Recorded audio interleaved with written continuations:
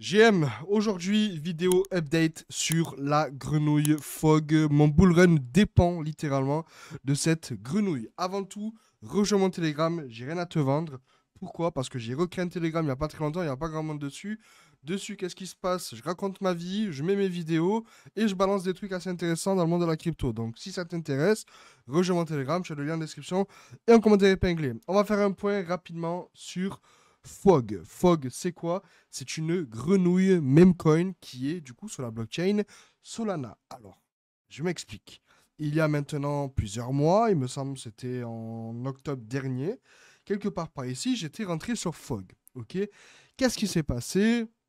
J'ai rentré littéralement l'ATH, je suis redescendu, j'ai rechargé dans toute la baisse et rechargé tout en bas.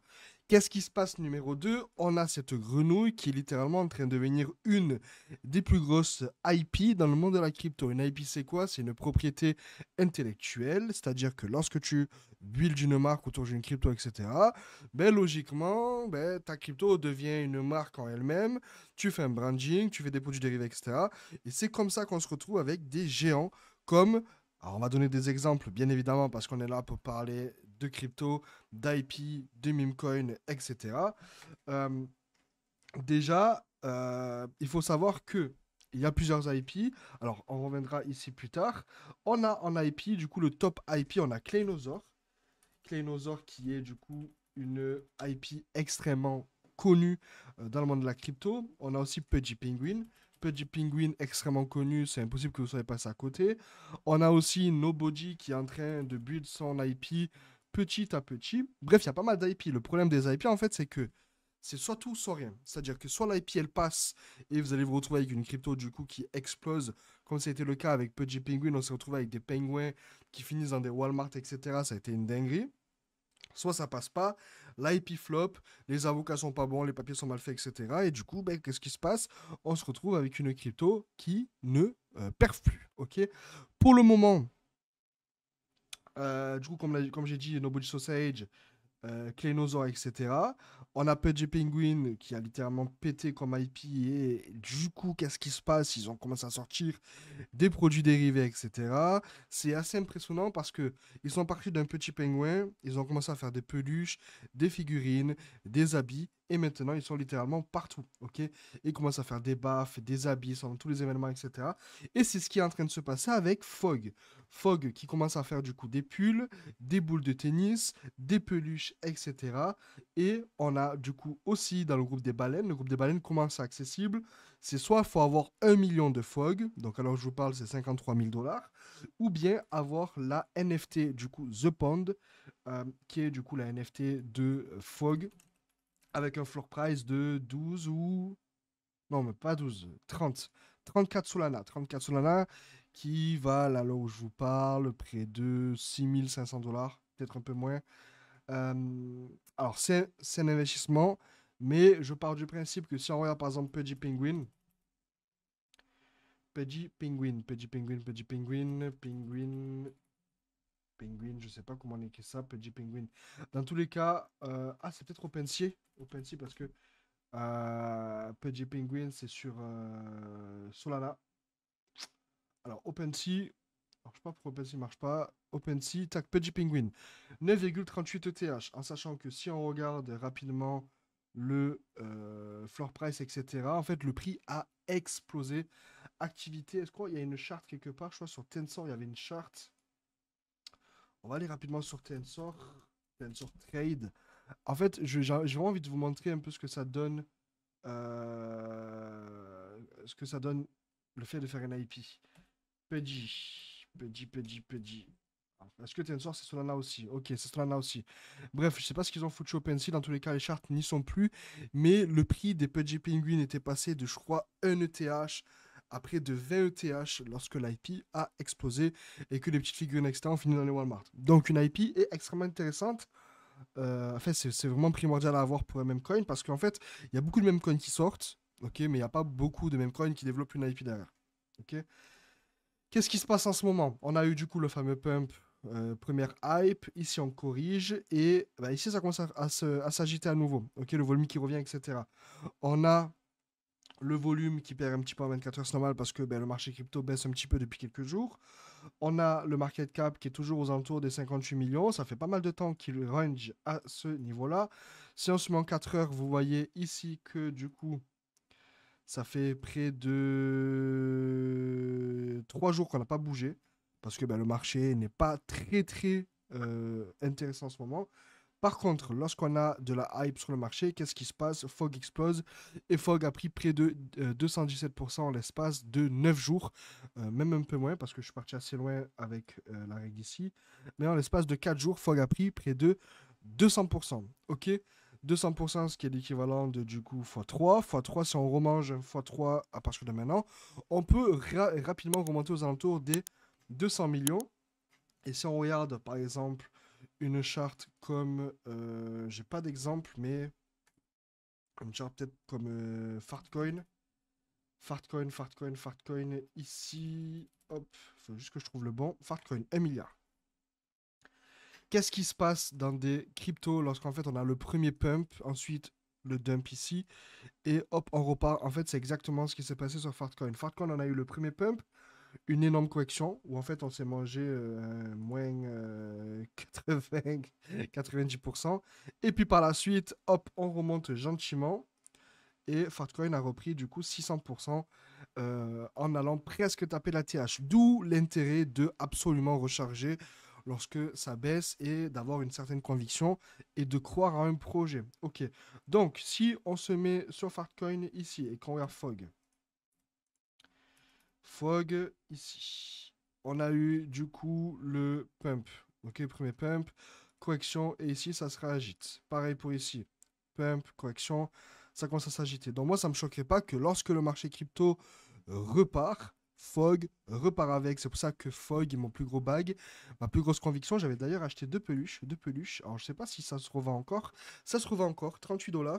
Le paiement crypto est possible, etc. Je trouve ça vraiment génial. Et je pense que c'est seulement le début, en sachant que la communication continue. Fogg qui me suit d'ailleurs sur les réseaux, c'est assez sympathique. Communication continue, 458 likes en 1 heure. C'est assez impressionnant. 355 likes, 332 likes. Ledger qui fait des posts sur Solana et qui explique comme quoi les holders de Fogg peuvent avoir accès à la Ledger Flex Solana. Alors, je peux l'avoir. À moins que ben, c'est plus trop. Ah oui, je peux claim. Faut que je mette mon wallet. Euh, j'ai pas trop envie de l'acheter parce que je l'ai déjà ma flex. Mais j'ai la flex, mais j'ai pas la flex de Solana. J'ai la flex basique, la normale. C'est assez sympathique parce que ça montre comme quoi il y a un certain intérêt pour le projet et qu'il y a des grosses boîtes qui sont derrière. Ok. On a aussi l'artiste qui est du coup Growwood. Growwood, oh, Easy Money. Et on a la communauté qui est vraiment très engagée. Lorsqu'on fait un post sur Fogg, il y a beaucoup de gens qui reply, il y a beaucoup de communication, il y a beaucoup de hype, la communauté est vraiment super engagée, etc. Le fameux Growwood aussi, qui est du coup l'artiste de Fogg, celui qui a créé bah, du coup l'IP de Fogg et qui bosse avec toute l'équipe pour pouvoir développer et continuer à développer la propriété intellectuelle de Fogg, qui est avec le temps devenu le, en gros, l'artiste de Yuga Labs, qui est du coup derrière Bored Ape, Otherside, Proof, qui était du coup la boîte derrière Moonbird, qui a été du coup par la suite voilà, acquérie par Ocap Games et Top Trader, 12 Fold Extra. Bref, tout ce qui est Bored Ape, Mutant, CryptoPunk, etc., c'est Yuga. Et on a Growwood qui a commencé à bosser pour Fogg, du coup c'était son projet, et qui a été par la suite recruté par Yuga Labs. C'est-à-dire qu'on n'est pas à l'abri que d'ici quelques semaines, quelques mois, hey, une petite collaboration Fogg avec Yuga Labs. Ah, je dis pas non, je dis pas non. Visuel extrêmement bullish. Par exemple, voilà, des petits visuels avec Fogg et des Bored Ape, etc. Donc, imaginez juste. Alors, ça reste de la spéculation, ok? Mais imaginez que dans le temps, on se retrouve avec du coup Fogg qui bosse avec Yuga Labs dans des visuels. Pourquoi pas mettre Fogg dans le métaverse de Otherside? Bref, je pars vraiment loin. Ça reste de la spéculation, mais si ça se passe, croyez-moi que ça va être incroyable. Les visuels sont juste incroyables. Ce gars-là a vraiment un don trop fort. Trop fort, trop fort, trop fort, trop fort, trop fort, trop fort, trop fort. Bref, j'ai rien d'autre à dire à part que voilà, cet artiste est juste incroyable. On a le meilleur artiste, je pense, du Web3. Regardez, c'est. Bref, franchement, rien d'autre à dire. Pour moi, je vais dire un truc très honnête, très honnête, très honnête. Je préfère perdre tout mon argent pendant ce bull, rater mon bull, littéralement, que rater le profit que je peux potentiellement faire avec Fog, parce que j'ai un gros bag de Fog, j'ai la NFT de Fog, etc. Si Fog explose, je sais que mon bag aussi derrière, ma NFT, pardon, peut aussi péter, et du coup, ça me fait vraiment péter mon bag. Euh, toutes les baleines dans le groupe ici, on a droit à des airdrops. On a été airdrop de Nobody, on a été airdrop de... trop de trucs, trop de trucs. Là, on va être airdrop de Olivia, apparemment, qui est un nouveau projet IA. Assez hypé. Alors, est-ce que je vais pouvoir le retrouver? Olivia. Olivia, ouais, c'est celui-là, c'est iGov. On va être airdrop de ce token-là, apparemment. La charte n'est pas très très belle. Après, c'est un truc assez early quand même. Je pense pas qu'on a eu le premier pump. En sachant que. En fait, c'est super early. Du coup, il n'y a même pas eu le premier pump. 5 millions de market cap. On va avoir des tokens, à voir comment ça va se passer. Dans tous les cas, si vous avez les NFT de Fog, vous allez avoir des airdrops, etc. Parce que le snapshot va être pris. Bref, tout se passe actuellement. Je pense que Fog peut vraiment péter pendant le prochain bull run. Si je fais beaucoup d'argent, il y aura beaucoup de vidéos de moi qui parlent de Fog. Si Fog tombe à zéro et plus personne n'en parle, ben, je passerai pour un clown. Mais avec tout ce qui se passe actuellement en termes d'IP, en termes de projets, même coin, le volume qui revient un petit peu sur les mêmes coins, etc., je pense très fortement qu'il y a un truc à jouer sur Fog. Après, c'est pas un conseil d'investissement.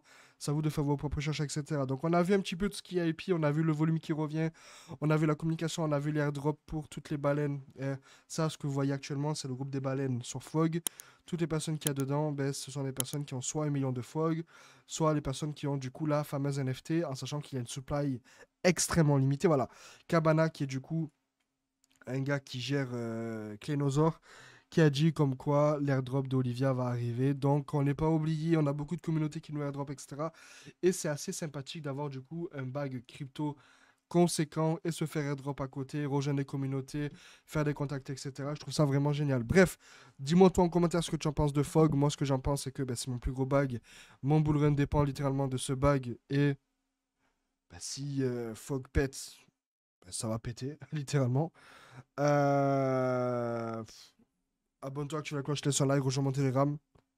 Et puis écoute, pour le moment ça se passe bien, je garde mon bac, je vais pas vendre mon Fog. Et puis on verra bien ce qui se passe. Hein. À bientôt, bisous.